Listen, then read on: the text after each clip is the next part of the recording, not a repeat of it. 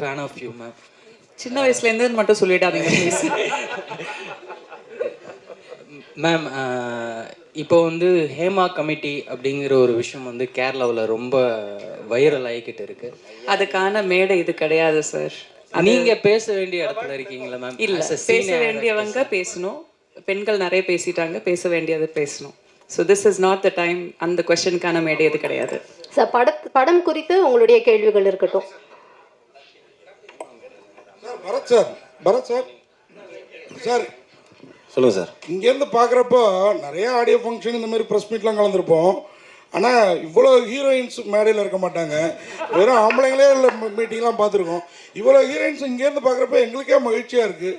படத்தில் நடித்த உங்களுக்கு எப்படி இருந்தது? நடித்தது ஒரே ஒரு ஹீரோயினோடங்க. இது வந்துட்டு 4 கதை சேர்ந்த ஒரு படங்கிறதுனால 4 கதையோட